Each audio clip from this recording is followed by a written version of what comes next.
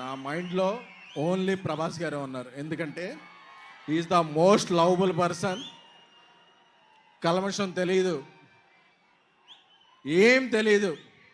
ఆయన సినిమా ఒక్కటే తెలుసు. ఆయన అందుకే ఏమైనా సరే ఇక్కడి నుంచి అక్కడి నుంచి జపాన్లో కూడా తుఫాన్ సృష్టించగల వ్యక్తి. Love you sir. అప్పుడప్పుడు నేను ఎమోషన్లో కొంచెం ఇదవుతాను. జాన్ 9th ఎప్పుడు పందెం కోళ్ళ మీద వేస్తారు, ఈసారి మీరు వేసేది డైనోసార్ మీద.